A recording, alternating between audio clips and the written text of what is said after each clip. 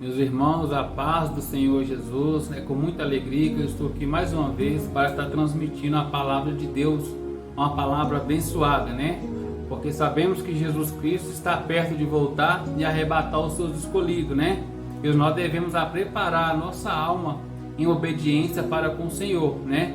Porque Ele não vai buscar aquele que está em pecado, Ele vai buscar aquele que está andando em obediência com a palavra dEle. Ele vai buscar aquele que, mesmo passando por luta, por batalhas, por dificuldade, continua sendo íntegro, obediente com a palavra. Então, meus irmãos, eu quero falar a respeito de 3 atributos de Deus, né? Que Deus ele é onipresente, Deus é onipotente e Deus ele é onisciente, né? Eu quero falar desses 3 atributos que Deus tem. Primeira coisa, Deus ele é onipotente. O que significa isso? Deus ele tem poder sobre todas as coisas. Deus ele tem poder sobre todas as coisas. Não há nada impossível para Deus. Não há nada que Deus não possa resolver.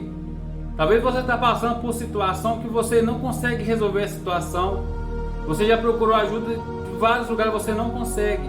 Mas a Bíblia diz que todo aquele que pedindo com fé, crendo recebereis, né?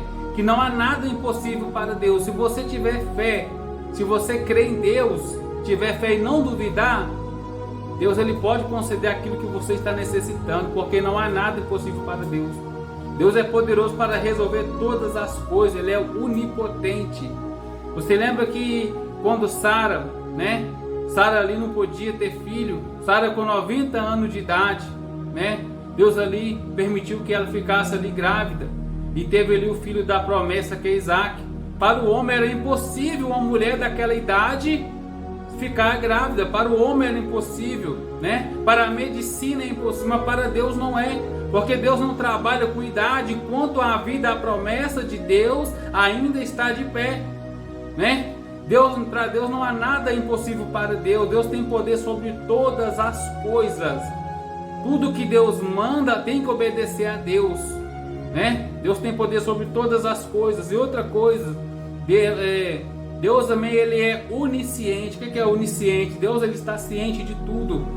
Deus está ciente de tudo. Não há nada que o homem faça escondido que Deus não está vendo. Talvez o homem pode fazer as coisas escondidas do pastor, pode fazer as coisas escondidas da esposa, do esposo, mas de Deus ninguém esconde nada. Deus ele está ciente de tudo o que está acontecendo, né?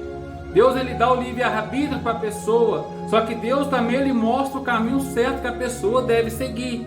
Aí a pessoa tem o livre-arbítrio de seguir aquele caminho certo ou seguir o caminho errado.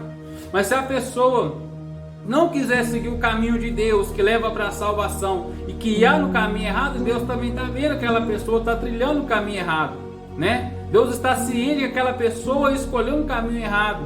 E Deus está ciente daquela prática pecaminosa que a pessoa está praticando escondido, está praticando em casa.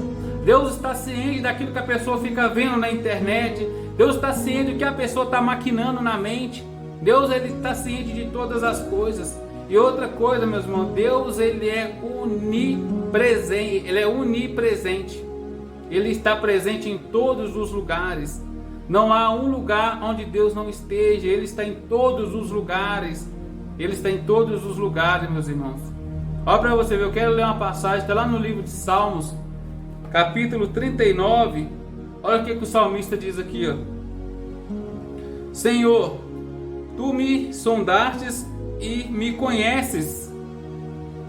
Tu conheces o meu assentar e o meu levantar. De longe entende os meus pensamentos. Deus entende o nosso pensamento. Deus sabe o que nós estamos pensando. Deus sabe o que nós vamos ali estar maquinando na mente. Cercas o meu andar e o meu deitar. Conhece todos os meus caminhos. Sem que haja uma palavra na minha língua, eis que o Senhor tudo conhece. Olha que tremendo, meus irmãos. Antes mesmo de nós falar, Deus já sabe o que nós vamos falar. Aí tem pessoas que falam, então para que eu preciso de orar, sendo que Deus já sabe o que eu preciso? Porque Deus quer que a gente busca. Deus quer que a gente busque Ele, Deus quer que a gente pede. Porque não é somente ficar de braços cruzados e esperar Deus fazer tudo, não. Você lembra que lá no Jardim do Éden, Quando Deus desceu e perguntou a Adão: onde tu estás, Adão? Você acha que Deus não sabia onde é que Adão estava, não? Deus perguntou aquilo porque Deus queria que ele confessasse. Deus queria que ele confessasse ali o pecado, só que em vez de confessar, ele preferiu jogar a culpa ali na esposa dele, em vez de como se diz, né? Tomar ali, a culpa foi minha. Em vez de assumir a culpa, não, ele decidiu jogar a culpa na esposa. Porque Deus, ele quer que nós busquemos, ele quer que nós clama a ele. Ele quer que nós busquemos. Por quê, meus irmãos? Porque tem coisas que, se Deus der, a gente faça, a pessoa não quer orar, a pessoa não quer buscar, né? A gente tem que buscar. Deus, ele sabe de tudo, ele está em todo lugar, né? Não há nada que o homem faça escondido que Deus não fica sabendo, né? O que significa isso, meu amigo? A gente ter o temor de Deus. Quando o inimigo vier jogar seta na nossa mente para a gente pecar, a gente lembrar disso, lembrar que Deus está vendo as nossas ações, lembrar que Deus, ele sabe os nossos pensamentos, lembrar que Deus está vendo cada atitude que nós pratica, quer seja boa e quer seja pecaminosa. Estando sozinho ou não, Deus está vendo o que você está praticando. Quando o inimigo ali põe na sua mente de você ver coisa imunda na internet, lembra que Deus, ele está vendo o que você está fazendo. Lembra que Deus está ciente de tudo, ele está vendo o que você está praticando. Tenha o temor de Deus, não é porque você está na sua casa sozinho que você tem que pecar, não. Deus está vendo, né? Ter o temor de Deus é isso, é você não pecar mesmo que você esteja sozinho. O diabo vai querer fazer que você vê coisa imunda na internet. O diabo vai querer que você lhe traia sua esposa, vê coisas erradas, fala palavrão. E você vai ter o temor de Deus e falar assim: não, Deus está me vendo e eu não vou pecar contra o meu Deus. Porque a Bíblia diz que o salário do pecado é a morte. Eu vou te dar um exemplo de temor de Deus. Olha que você vê. Lembra que Potifar ali deixou José tomar conta de tudo dele ali, das coisas dele, da casa dele. Então ali o diabo usou ali a esposa, a mulher de Potifar, para tentar fazer ali José pecar contra Deus. Só ficou ali José e a esposa de Potifar.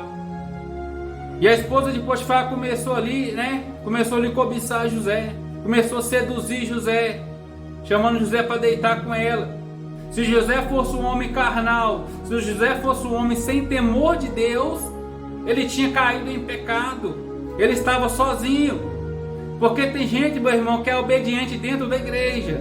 Tem gente que mostra ser obediente a Deus dentro da igreja, mas quando está sozinho, é só Deus para ter misericórdia. E José, ele mostrou que ele era um homem temente a Deus.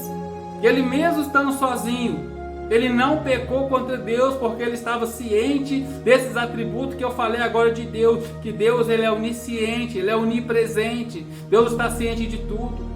Então, meu irmão, para não pecar contra Deus, ele preferiu correr, largou a túnica na mão da esposa de Potifar para não pecar contra Deus. E quando eu falo disso, eu me lembro também de Jó. Deus também falou algumas qualidades de Jó também.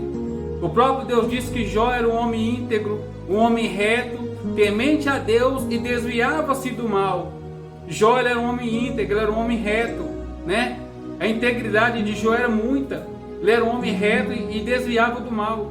Jó, quando ele via algo que ia fazer ele pecar contra Deus, ele não continuava lá não. Ele mudava a rota para não pecar contra Deus. Ele não colocava o pecado em ação não. Ele saía fora, ele mudava a rota, mudava de caminho para não pecar contra Deus. É isso que é ter o temor de Deus, saber que Deus está contemplando tudo, vê e tudo sabe. Não adianta o homem querer pecar escondido, porque Deus está vendo. Não adianta o homem ser crente dentro da igreja, mas está pecando escondido quando ninguém está vendo. Tenha o temor de Deus. Mostre que você é obediente a Deus. É quando o diabo querer fazer que você peque, quando você está sozinho. Você lembrar que Deus, ele está ciente de tudo. Você lembrar que Deus, ele está em todo lugar, ele está contemplando as nossas ações, quer seja boa e quer seja má. Então, meus irmãos, vamos vigiar. Vamos vigiar, porque o diabo, ele é astuto. O diabo quer nos enganar. O diabo quer nos enganar, meus irmãos. Então vamos vigiar, porque ser crente não é somente estar na igreja, não. Ser crente é em toda a nossa maneira de viver. Estando sozinho ou não, tem atitude de cristão. Tem atitude de quem serve a Deus. Talvez você pratica pecado ali, talvez você não pratica pecado no meio aos homens, mas quando você está sozinho, você pratica todo tipo de imundícia. Não é dessa forma não, meu irmão. Sua conduta cristã deve ser em toda maneira de viver. Quer se você esteja sozinho, quer você esteja na igreja, no trabalho, no seu local de serviço, dê um testemunho de cristão, porque Deus está ciente de tudo. Deus está vendo, né? E uma coisa, meus irmãos, que desagrada a Deus é a pessoa, né, querer mostrar ali uma falsa aparência, que é crente dentro da igreja, mas fora da igreja não dá um testemunho de cristão. Isso escandaliza o evangelho de Cristo, meus irmãos. Tem pessoa que afasta dos caminhos de Deus por causa de falta de vigilância de alguns que não dão um bom testemunho. As pessoas falam e viram, se for para mim ser crente, ficar igual irmão, melhor ficar no mundo. Então não dá um mau testemunho, não, seja crente. Lembra que Deus está ciente de tudo. Lembra que Deus, ele é onipresente, onipotente. Lembra disso, meus irmãos. Deus, ele está vendo nossas ações. Então vamos ter o temor de Deus. Vamos vigiar, porque o diabo, ele quer que nós peca. O diabo, ele quer que nós peque, porque o salário do pecado é a morte. Mas o dom gratuito de Deus é a vida eterna. Você quer ter vida eterna? Obedece a palavra de Deus. É melhor obedecer do que sacrificar, né? Saul ali, ele foi rejeitado por Deus porque desobedeceu, né? Aí Deus falou assim, olha, é melhor obedecer do que sacrificar. Então vamos obedecer, mesmo que você esteja sozinho. O pecado bater na sua porta, você tem isso aqui, ó, como escudo, a palavra de Deus. Você tem a palavra de você lembrar que se você pecar, você pode perder a sua salvação. Lembrar que se você pecar, você pode condenar a sua alma. Mas Jesus Cristo, ele está como nosso advogado para perdoar os nossos pecados. No livro de João, a Bíblia diz, filhinhos, é bom que o homem não peque, mas se porventura pecar, temos Jesus Cristo como advogado para perdoar os nossos pecados. Mas esse versículo você não deve usar como desculpa, eu vou pecar porque Jesus perdoa. Sim, ele perdoa, mas não brinca com Deus não. Não brinca com as coisas de Deus, brinca com fogo, mas não brinca com Deus não, amém? Meus irmãos, então vamos vigiar, Jesus está voltando. Aceita Jesus Cristo na sua vida, Deus está te dando a oportunidade, né? Quem sabe hoje essa última palavra que você está vendo, quem sabe a última mensagem que eu estou pregando, será que nós vamos estar preparados? As guerras estão aí, as fomes, guerra, tudo está acontecendo, essas tragédias, é sinal que Jesus Cristo está voltando. Como é que está a nossa vida com Deus? Será o que nós estamos praticando? Será que Deus está agradando daquilo que nós estamos praticando aqui na terra? Então vamos consertar nossa vida enquanto é tempo, porque enquanto há vida, há esperança, amém? Meus irmãos, que Deus te abençoe, guarda essa palavra no seu coração. Jesus Cristo está de braços abertos para te receber. Basta você dar o primeiro passo e aceitar Ele como Salvador da sua alma, amém? Meus irmãos, que Deus te abençoe e fica na paz do Senhor Jesus, amém?